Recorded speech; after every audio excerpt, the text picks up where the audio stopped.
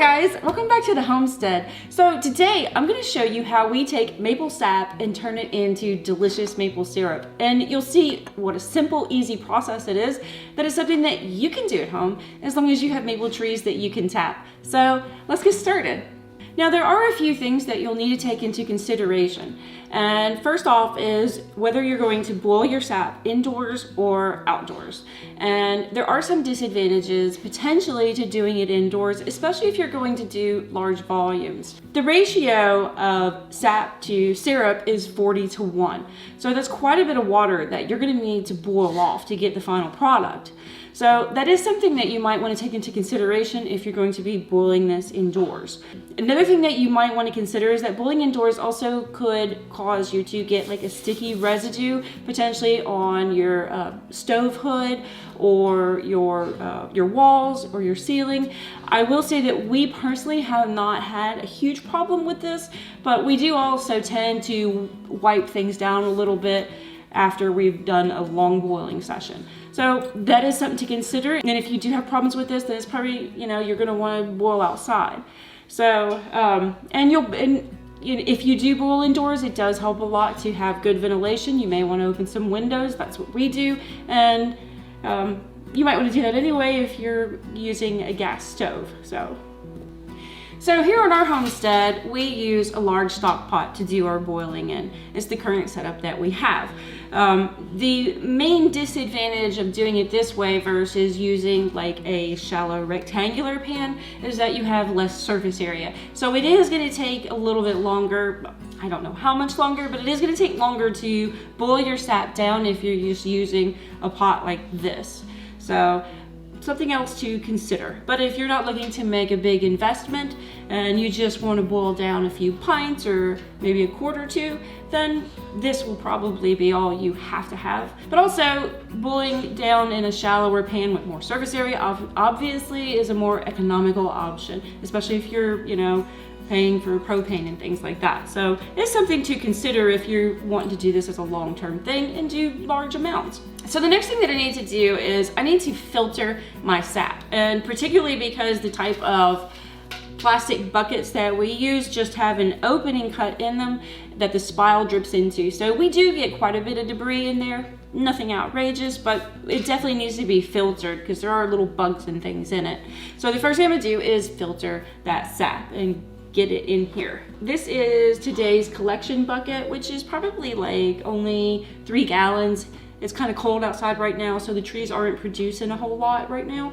But we generally boil down at least some every day. That way we can keep up with the volume.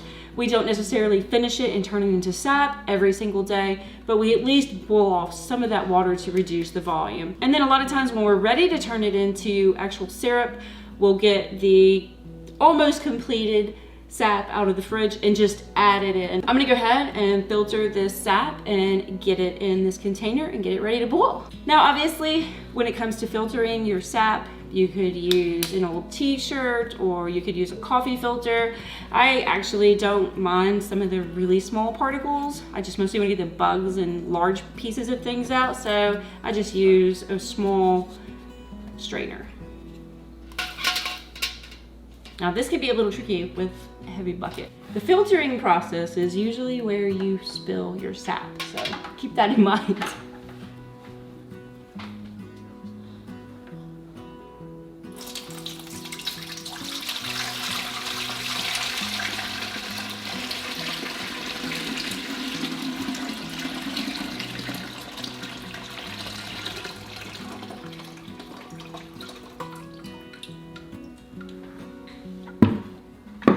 All right, easy peasy.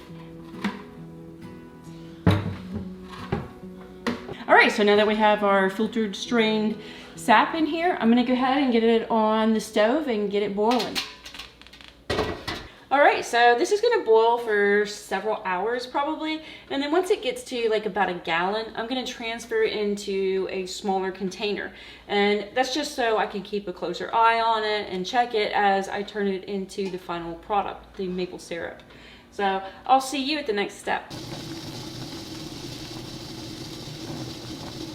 So this is looking pretty good. It's been boiling for about 3 hours. and the volume is getting pretty low. So the next thing that I'm going to do is I'm going to transfer it to a smaller container. And I like to transfer it to a glass bowl. That way I can kind of like watch the level and keep a really close eye on it, because at this point it would be really easy to burn it and lose all our hard work and effort. So let's get this transferred over.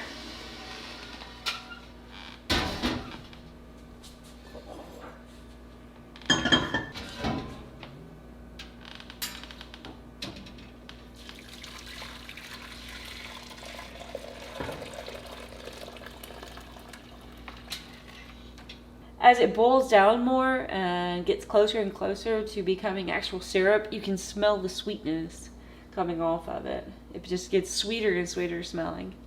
Alright, so it got kind of late last night and I got tired, so I'm going to finish this up this afternoon. And what I'm looking for at this point is for this to be boiling at 219 degrees. You can also check this with a hydrometer. I'm not going to be doing that. I'm just going to do this temperature check. And then the next thing that I'll do after I see that it's boiling at 219 degrees is I'll do what's called the spoon test. And that is where you dip your spoon in your maple syrup and you see that it is sticking to the bottom of the spoon and not dripping off the spoon. So once I have those two indicators, the 219 degrees and the spoon test, I feel pretty confident that it is where it needs to be.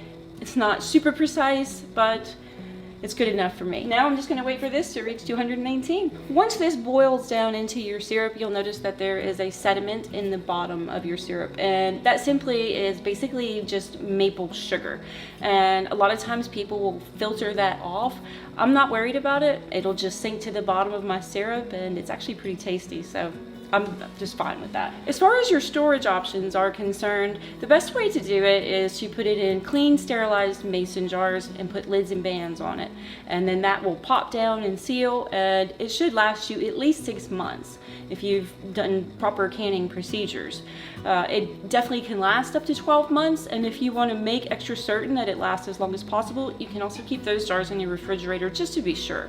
So really, that's all there is to it. It's very simple. The biggest thing about turning sap into syrup is just the boiling off all that water. Like I said, it's a ratio of 40:1. So, you know, it takes 40 gallons of sap to make 1 gallon of syrup, or 5 gallons of sap to make 1 pint. And so that's quite a lot. And you can see now why real maple syrup is so expensive at the store.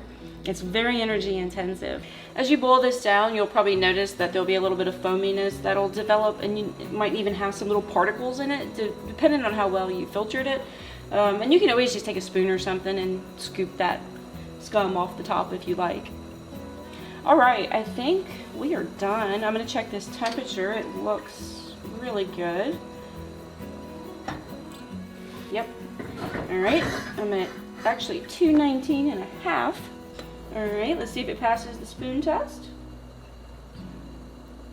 And it does, so we now have maple syrup. You turn this off. So at this point, you could filter it to get out any sediment, or now you can just put it in your mason jars. I'm going to let it cool off for just a little bit before I do that. Alright, it's time to get our syrup in our mason jar, and it's still pretty warm, and that's just simply because I want that jar to seal as the syrup cools off.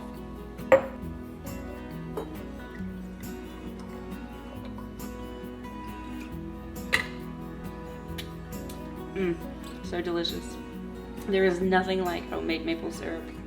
So I hope this video helped you out if you're looking to make your own maple syrup, and I encourage you to go out and tap whatever you have, even if you only have one tree. It's a lot of fun, and it gives you a new appreciation for this very sweet treat. We have an entire maple sap to syrup playlist that you can go back and watch how we found the trees to tap, how we tapped them and what we used, and then how we collected the sap, and then of course this video of turning it into delicious syrup.